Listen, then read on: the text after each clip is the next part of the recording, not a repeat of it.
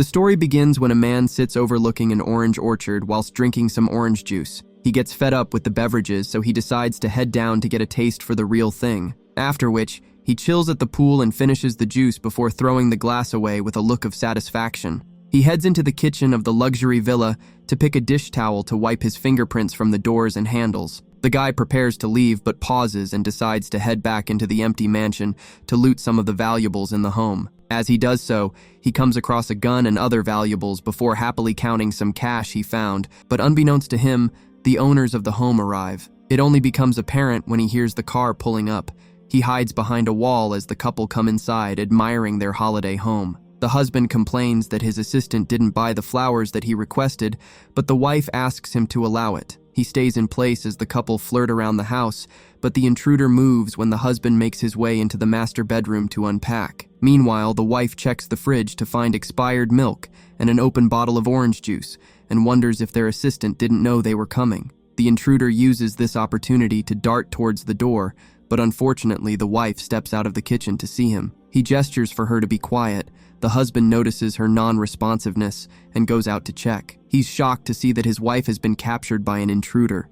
The guy nervously asks him to take a seat, to which he complies. He then makes the wife sit on a different chair before warning them not to try anything funny. The husband requests that he addresses him and not his wife before beginning to build rapport by commenting on how he knows the intruder does not want to hurt anyone. The guy doesn't want to connect and instead grabs some cables to tie the wife. While he does so, the husband tries to call for help, but he's spotted, so they're both made to forfeit their phones. He checks the purse for other devices but finds some pills instead.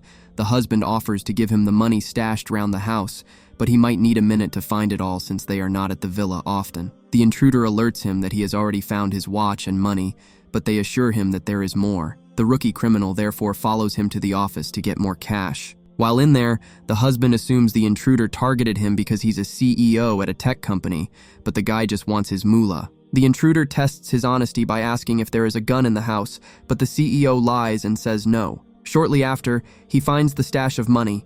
They make their way back to the living room for the intruder to count his haul. The couple try to convince him that it's a sizable loot he has gathered, so he should get going. They assure him that they will not call the police. There is no cameras that captured the incident, so they will pretend it never happened. The man decides to be cautious and tie the CEO, but fails. He leads them outside to barricade them inside their sauna. The couple are reluctant, so he explains that by the time they break out, he would be long gone.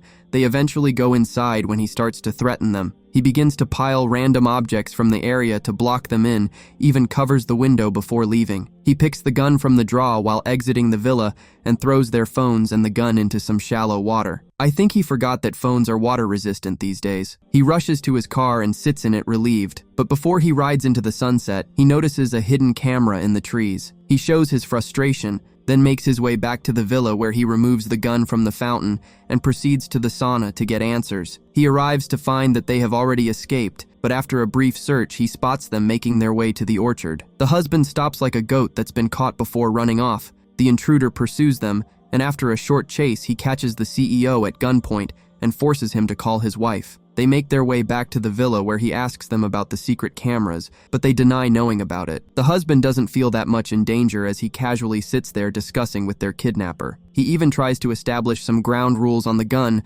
stating that it should be pointed at him, not his wife. He assures them that the safety is on, so there will be no accidental bodies. Now that his face is out there, he feels like he needs more money to disappear. He demands $150,000. You know the CEO is rich because he just laughs it off and advice that he's going to need a lot more than that. After some haggling, they arrive at $500,000, as it's a fair amount that wouldn't raise too much suspicion. They then escort the wife to the toilet. As she does her business, the CEO tries to find out more information about their kidnapper, but he just calls himself nobody and cuts the conversation short. Wifey comes out from her bathroom break, so the husband calls his assistant and makes an excuse for the $500,000. But since it's late, the money can only be delivered the following evening. They all get peckish from the stress of the situation, so the wife decides to make a simple sandwich for everyone to enjoy. The intruder instructs her not to use any knives during her preparation, so she opts for a spoon. After which they make their way to the framed sitting area for a little chat.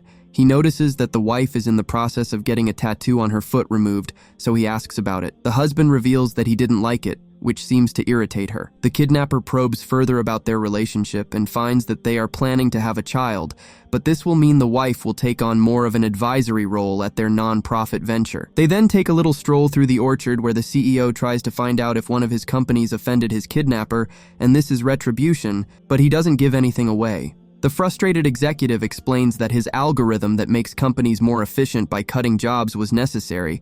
However, the intruder laughs off his justifications. Later that evening, they watch a movie together before the intruder leads them to some nearby cabins where they'll spend the night. While he checks the rooms to make sure that they are clear, the husband entrusts his wife to get close to their kidnapper using any means necessary, which confuses her. They don't know what he'll do once he gets hold of that money, so the CEO wants to understand him. The couple split to their respective cabins as the intruder sits between them to keep watch. Later that night, the wife comes out to execute her husband's orders, but their kidnapper has some morals. He keeps her at a distance but offers her a beer. They have a deep discussion as they drink. The following morning, the men sit at the table while the wife pours some cereal for them to enjoy. The husband doesn't eat but is more interested in trying to figure out what this guy's motive is. In the process, he makes some comments about people freeloading, which offends his wife since he helped her to complete her education. He tries to save himself, explaining that he is not referring to her situation as it was different. The conversation is cut short when a car can be heard pulling up to the house.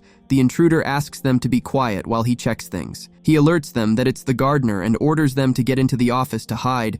The kidnapper scolds the couple for not alerting him of the groundsman's visit, but they assure him that they were not aware. The intruder becomes a little panicked when the gardener starts to approach the door. They try to wait out his knocks, hoping he will get fed up, but he just keeps at it. The frustrated wife alerts the kidnapper that he sees their car, so he's not likely to give up. The husband suggests he talks to him, which he agrees, but the intruder warns him not to mess things up. He opens the door to the gardener, showing his appreciation for allowing him to work for them. He accepts it and quickly closes the door. The kidnapper orders them to go to the bedroom where they wait for the groundsman to finish his job. The intruder checks to see if he's finished, but gets spotted when the gardener comes to the back door to knock again. They all answer the door with the husband introducing their kidnapper as his wife's cousin. The groundsman wants to show the husband something outside, so the wife suggests that they all follow him. He informs them that he designed and built the garden. The couple commend him for his work as they shower him with praise. The real reason he brought them out was because he wanted them to approve his idea to grow an oak tree at one of the sitting areas. He shows them the plans for the homeowner to sign off. As he does so, the intruder starts to get suspicious and orders the couple to get back inside. He later watches from a window as the groundsman checks the signed paper, and from his reaction, he figures that the CEO wrote a message asking for help. As he quickly tries to leave the house, the intruder stops him and asks that he joins them. It is revealed that Mr. Husband wrote for him to call the police. The wife joins their kidnapper in berating the husband for this stupid attempt and for making the situation more complicated than it needs to be. It turns into a couple's therapy session as they argue of other issues they seem to be having. The kidnapper just reminds them to stay calm as this will be over when he gets his money. The wife apologizes to the innocent groundsman for getting him involved. They all wait for a couple more hours, which gives the husband too much time to think of another way to make a bad situation worse. He decides to rebel against the kidnapper by just walking out because he doesn't see him as a threat, but the kidnapper holds his composure and politely asks him to sit down. The CEO continues his confrontation as he complains about the struggles of being a rich white guy, as they always have a target on their backs. He then proceeds to start insulting the intruder, but his wife comes to their capture's aid.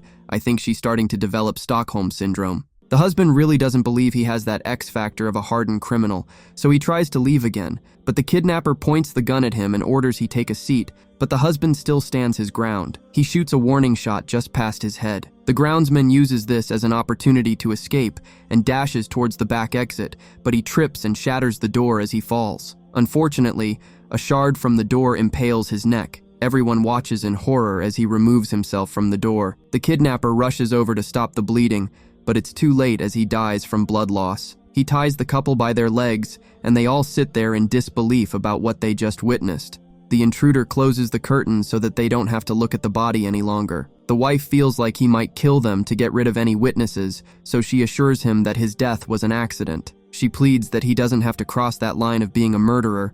The husband also chimes in, alerting him that he can call someone that handles these sorts of situations to clean up the mess. The kidnapper holds on till nightfall. They hear the car with the money pull up. He releases the wife to retrieve the money.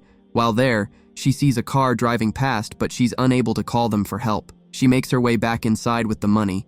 The intruder checks the cash and says his goodbyes to the couple. As he turns around to leave, the wife informs him that the tattoo was a rose, but he bluntly tells her that he doesn't care. He makes his way to the CEO and reveals that he did break into the house because he wanted to know what it feels like to be him. But after spending some time with him, he finds him disgusting. He doesn't understand how such a person can have everything while he has nothing. He drops the bombshell that his wife has been secretly taking birth control pills before leaving. All the while, she has been trying to cut herself free using a shard of broken glass and does so just as the intruder leaves. As he stops to tie his shoelace, she sneaks up and knocks him with a heavy statue and repeatedly hits him till he stops moving. She grabs the gun and shoots her husband because she too is fed up with him. The wife wipes the gun and returns it to the intruder's hand and just stands outside contemplating what she's just done. And with that, the movie comes to an end. The next story is called Awake.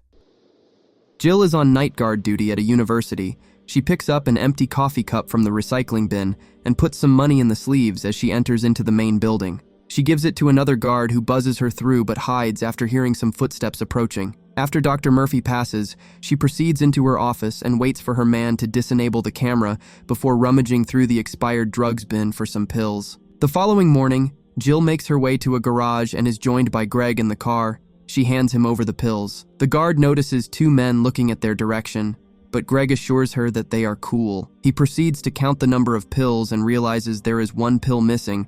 Jill just asks him to count again, but he gives her the money. When she counts it, she notices that it's $20 short. He also asks her to count again as he makes his way back to the garage. Jill goes to her mother-in-law's place to pick up her children, Noah and Matilda, but she dozes off before she can go inside. Jill is woken up suddenly when her daughter knocks on the door. She gives her a book on dinosaurs to her excitement, but Noah gives her a colder greeting as he goes to sit in the car. Their grandma Doris says goodbye to them, while she asks Jill to keep the kids till 7 that evening, as she has a late church service. When Jill offers to take them for the night, she refuses. On the way to school, the mother tries to find out how her kids' studies are going on, but Noah is not really interested in the conversation. As she drives the car, it suddenly malfunctions, causing her to lose control. It seems to be the same for the others on the road as they all veer off. Jill manages to stop the car safely, but as she checks on her daughter, a pickup T-bones her side of the car, sending them tumbling into the river nearby. The car starts to fill up, but after some struggling, she gets her kids out of the car before resurfacing herself. They frantically call for Matilda when they don't see any signs of her in the water. The mother and son spot her on the riverbank getting revived by some police officers, so they quickly swim over to find that she is conscious again. Jill expresses her gratitude to the sheriff for saving her daughter's life. He alerts them that the power is out everywhere, so suggests they send the kid to the hospital nearby for a checkup and for Mum to get stitches for her head too. Upon their arrival, they find the place busy as a large number of people are being rushed in with a variety of injuries. Jill gets the attention of a doctor who just asks Matilda if she's fine. The doctor takes her word for it because they are so stretched. Bootleg Jack Harlow starts to spew out the rhetoric that it's a terrorist attack, but Noah gives him a skeptical look. A doctor interjects with the theory that it might be the Chinese since they make all the electronics, so perhaps they turned it off.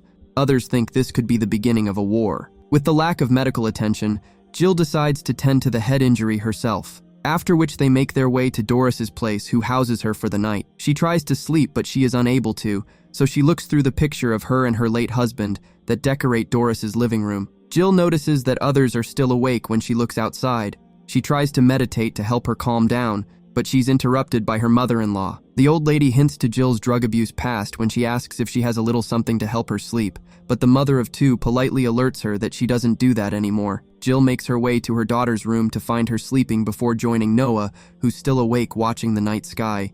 He comments on the shooting stars, but his mother alerts him that they are falling satellites. She rushes on a bike to the university, but an abnormal number of people are still active given the time of night. She meets Greg at an outdoor party, and he requests Jill to get more drugs for him as the demand is high, even offering double the money. She makes her way straight to Murphy's office, but unbeknownst to her, the doctor is on her way with the army. They bust in to find her with a bag full of drugs, so much so they mistake her for Pablo Escobar. She tries to explain to her, but Murphy is not interested as they quickly gather her files to leave. Murphy alerts her that they are starting a hub in an attempt to figure out what's going on. The doctor tries to recruit her onto the team, but she refuses. Murphy gives Brian the location of the hub and instructs him to get her family and bring them to that location. Brian explains that nobody can sleep because of the EMP, and after 48 hours, people will lose their critical thinking ability. After 96 hours, hallucination and motor failure. Then organs start to fail. Finally, days of paralysis until the heart shuts off. But she acknowledges that she's already aware of the stages, but this time is different. The symptoms are appearing 2 to 3 times quicker, meaning it's going to be total chaos soon. He alerts her that there is one woman who can sleep, so she will be at the hub to help them find a cure. Jill reveals that Matilda too was sleeping, which immediately catches his attention. He asks if she's sure because they are setting up a whole station based on this one sleeper. That's how important these people are. She tries to retract the statement by blaming her speech because of the car crash. Brian says that if she was also involved in the car accident, then she might have not been asleep, but actually dead. Jill rushes home fearing the worst. She shouts for her daughter, but she's not in her room. The mother aggressively asks Noah where his sister is. He alerts her that she's fine. The little girl went to the church with Doris. Meanwhile, at the church, the members gather as the pastor tries to use the scripture to process what is going on. A member returns to confirm that Matilda is not sleeping yet. The pastor joins her, and after a discussion, he manages to get her to sleep. Meanwhile, Jill checks her mental state by trying to recall phone numbers from memory. She formulates a plan to retrieve her daughter in order to get her somewhere safe. As she instructs Noah on what to do, Brian comes in after tailing her to confirm if Matilda can sleep. She tries to lie to him, but Noah ignorantly confirms that his sister was sleeping. He tries to persuade them to follow him to the hub, but Jill is not interested. As they navigate through the chaotic streets, the trio find the sheriff dead. Back at church, the pastor confirms to the congregation that Matilda can sleep. While he preaches, Doris brings her into the hall. The sleep-deprived churchgoers start to get agitated, trying to figure out how she can help them. Someone suggests they sacrifice her, which gets people more animated.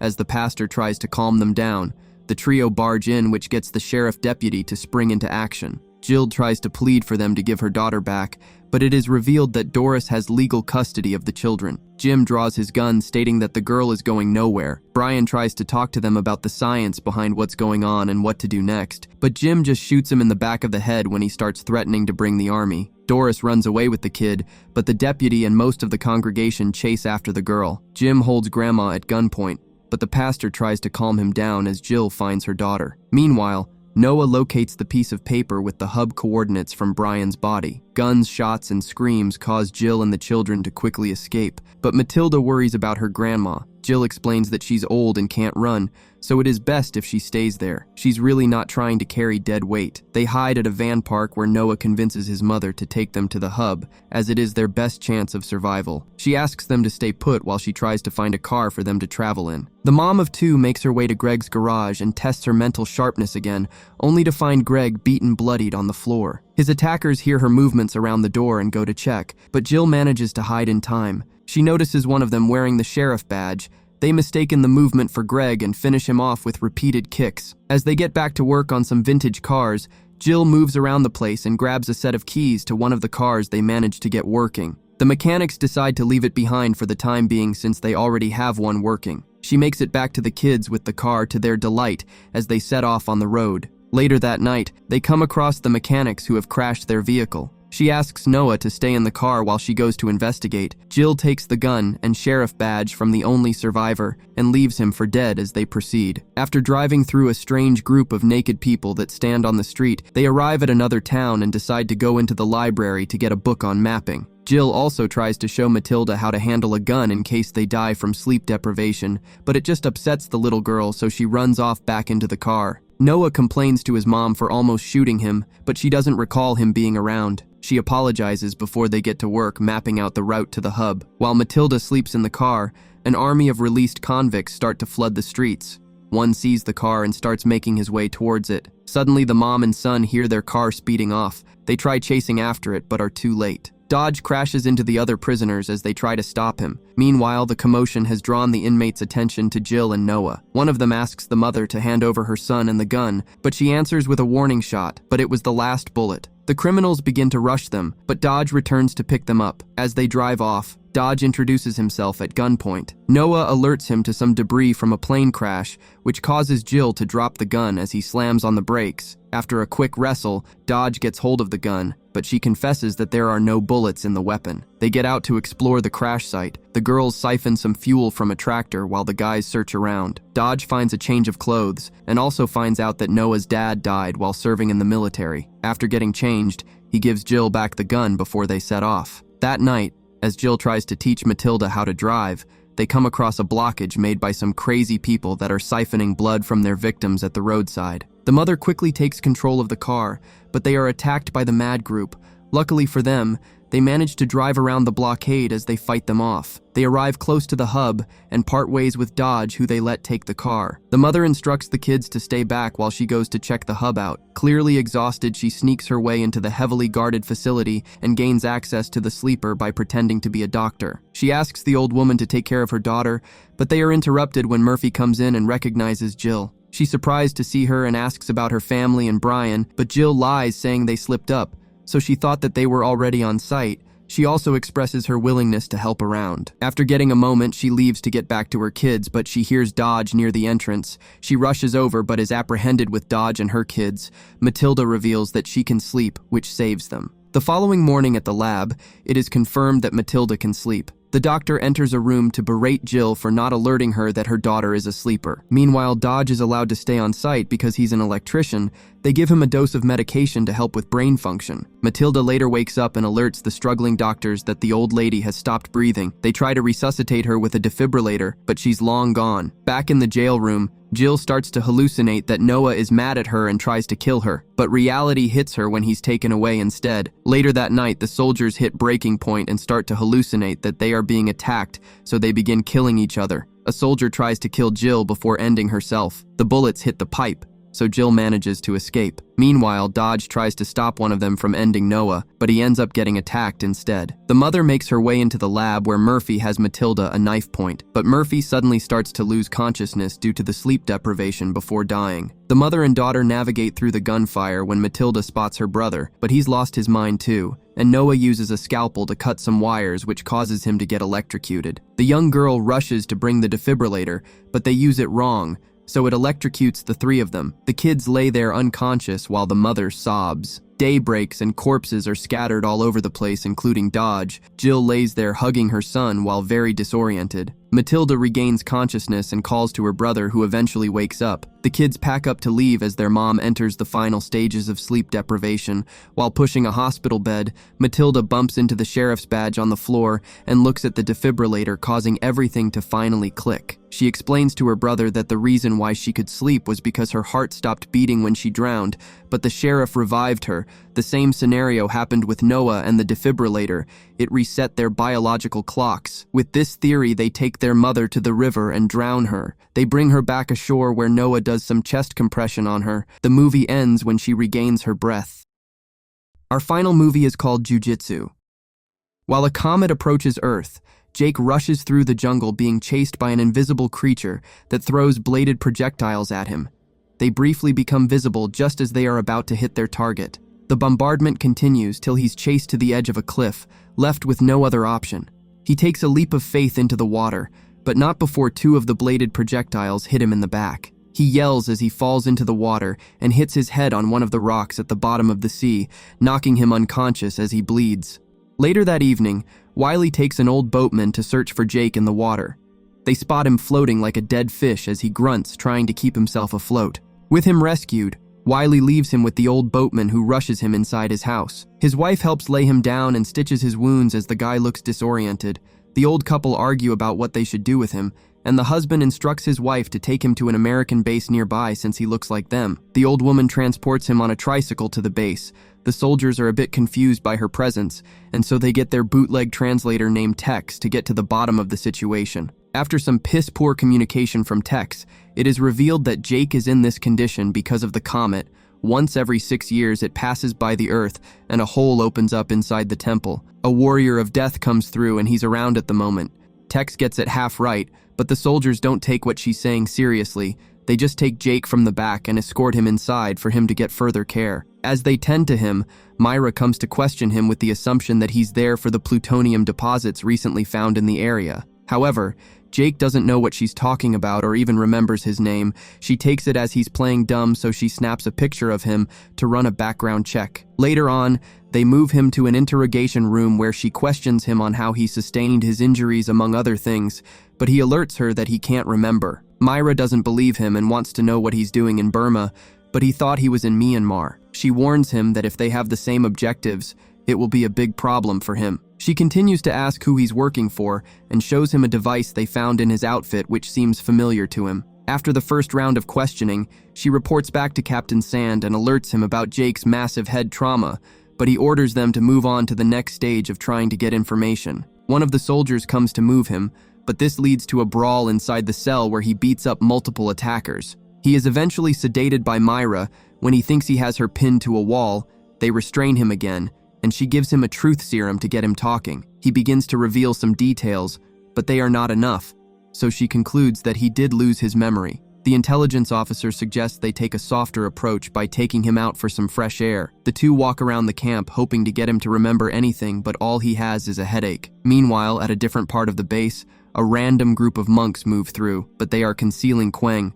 The soldiers are too busy trying to light up their cigarettes to notice him till he's in position to attack. He begins to do a madness and beats his way through the soldiers. He keeps moving while taking cover to avoid the bullets that narrowly misses him. He carries on mowing through an ungodly number of soldiers without taking any damage. Jake and Myra hear the gunshots as he gets closer to their location. Before they can evacuate Jake, the intruder is already at his location and takes out the unit around him, leaving only Myra, who he easily disarms before asking Jake to follow him. The gullible guy just believes the stranger as they high-five each other and run off. He wants to know where they're going as they continue fighting through an endless number of soldiers. The duo finally manages to escape and arrive at a field where they are surrounded by individuals that seem to know Jake. Harrigan, the leader of the group, begins to talk about them sticking to the plan before asking Jake what happened to him. Carmen knocks him on his chest and hugs him, relieved to see that he's safe, but he doesn't know who she is. He pushes her off him and asks the people standing before him who they are. Harrigan walks closer to inspect him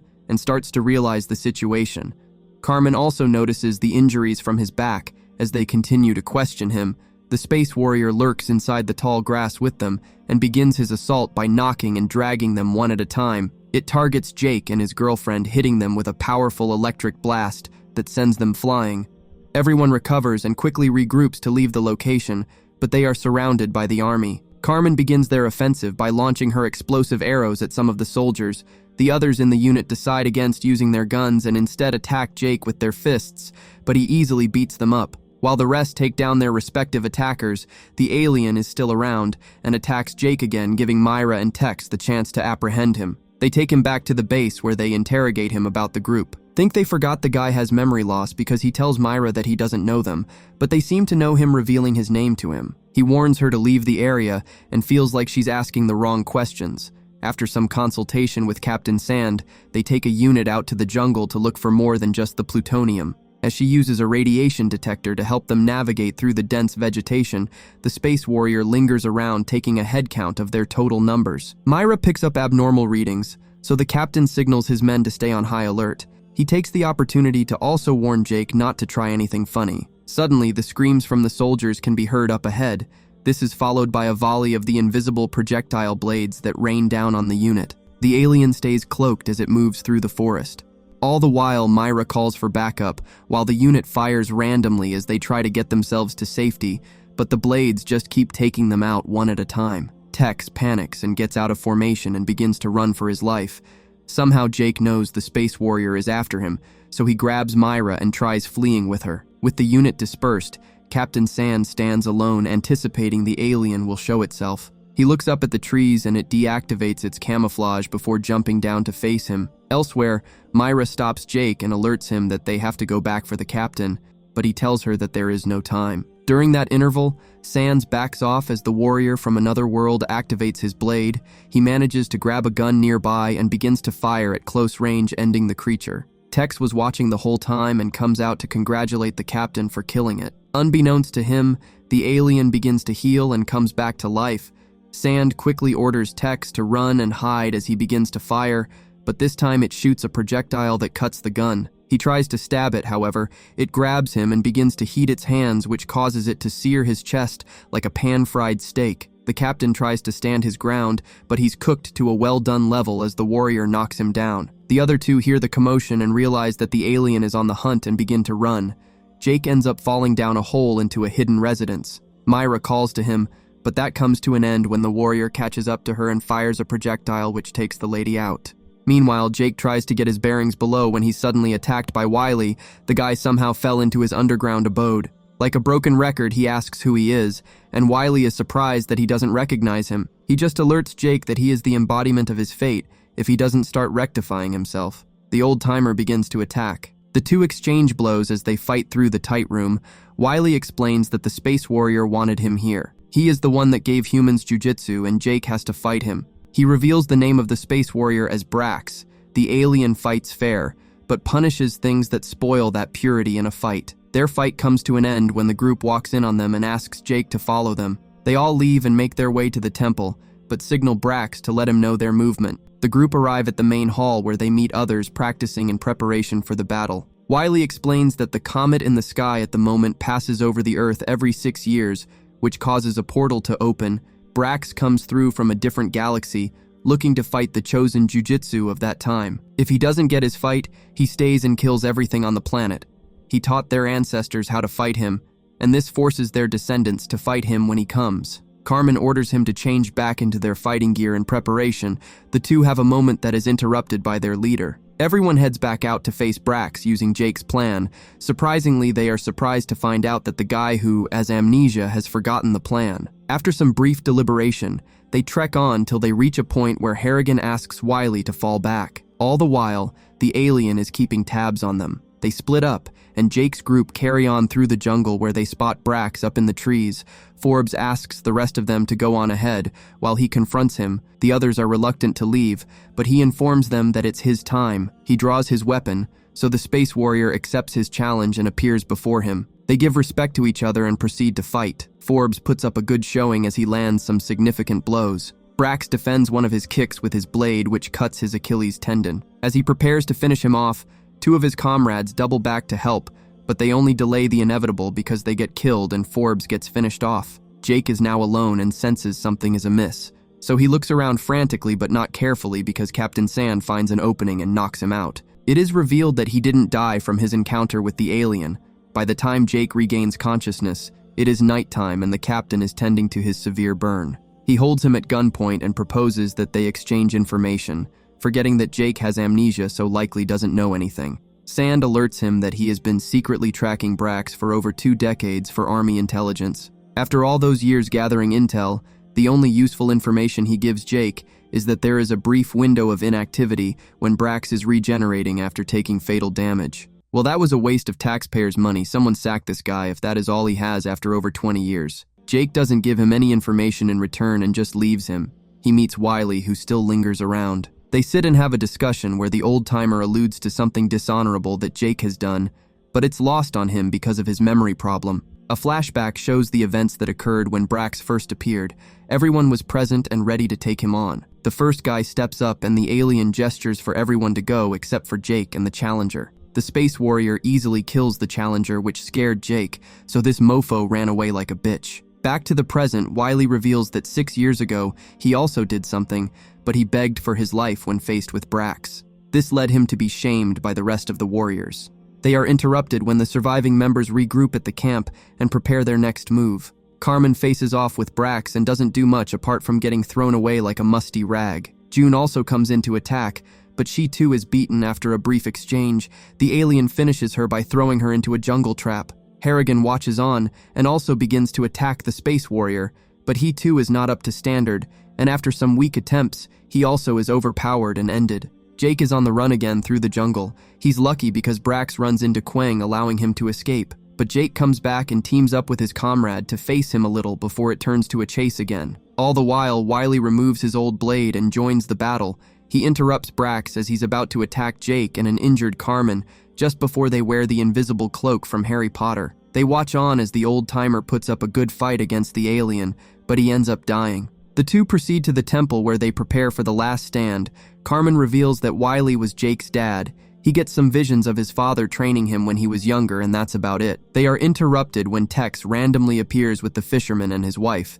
They stitch Carmen's wound just before Brax arrives. The old lady happens to be a gunslinger. She shoots the alien dead, allowing them to escape to a different part of the temple. Jake decides to make his last stand in the main hall where it all began. This time he stands his ground, trading intense strikes with the space warrior. The portal opens again. Carmen comes in clutch and fires one of her explosive arrows, which opens Brax up. Tex then appears and throws him some grenades, which he uses to stuff inside his wounds before they close. He then kicks him through the portal, which causes a giant explosion before it closes again. With the threat averted, the survivors leave, anticipating the warrior's return in 6 years.